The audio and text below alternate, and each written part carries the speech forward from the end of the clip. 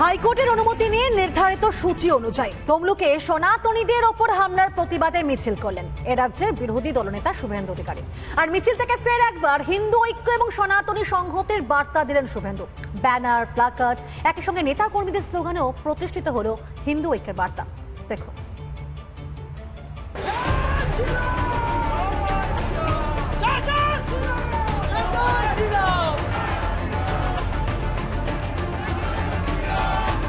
হিন্দু জনতা জেগে গেছে, জনতার জাগরণ, মমতার বিসর্জন। পুলিশ অনুমতি না দিলেও হাইকোর্ট থেকে মিছিলের সবুজ সংকেত পেয়েছিল বিজেপি। বৃহস্পতিবার দোলের দিন হামলার প্রতিবাদে নির্ধারিত রুট ও সূচি মেনেই মিছিলে হাঁটলেন বিরোধী দলনেতা শুভেন্দু অধিকারী। একই সঙ্গে মিছিলে হাঁটলেন হাজার হাজার বিজেপি কর্মী, সমর্থক ও নেতা নেত্রীরাও। শুভেন্দু অধিকারীর হামলার পর আজকে তারা তমলুক থেকে হেঁটে চলেছে, হিন্দু ঐক্য সংঘবদ্ধ হওয়ার ডাক দিচ্ছে রাজ্যের বিরোধী দলনেতা শুভেন্দু অধিকারী। তমলুকে আজকে বিশাল মিছিল আদালতের নির্দেশে বেলা 1টা নাগাদ তমলুকের রাজবাড়ি মোড় থেকে শুরু হয় বিজেপির এই প্রতিবাদ মিছিল। মিছিলের একদম সামনের সারিতে ছিলেন বিরোধী দলনেতা শুভেন্দু অধিকারী। শুভেন্দুর ভাষণের মধ্যে দিয়ে শেষ হয় মিছিল। বাংলার সনাতনী সমাজ তখনই মুক্তি পাবেন যখন মমতা ব্যানার্জি প্রাক্তন হবে। এই যে শপথ নিন, আমরা দেব 16, রাজ্য হব 180 অন্তত, এবং মমতাকে প্রাক্তন করব।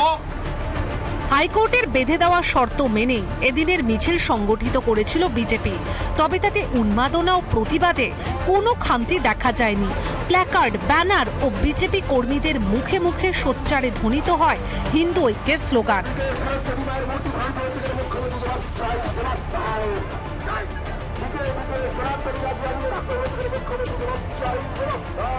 আজকে হিন্দুদের একত্রিত হওয়ার সময় এসে গেছে।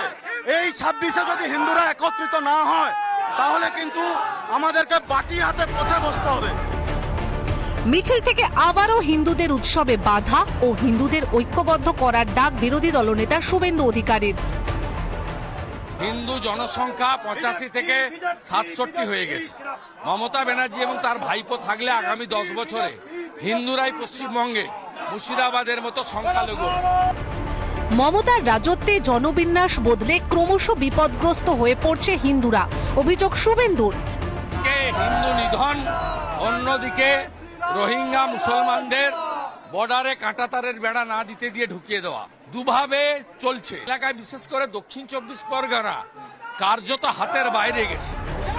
তমলুকের মিছিল থেকেও শুভেন্দু স্পষ্ট করে দিলেন, হিন্দু ঐক্যে ভর করে মমতা রাজ্যের ইতি টানতে ঝাঁপাতে চলেছে বঙ্গ বিজেপি। বিরোধী দলনেতা তিনি একদম স্পষ্ট বার্তা দিলেন যে 26-এর বিধানসভা ভোটে মমতাকে উৎখাত করাই তার একমাত্র লক্ষ্য। অমিতের সঙ্গে ঐন্দ্রিলা ঘোষের রিপোর্ট, রিপাবলিক বাংলা, তমলুক।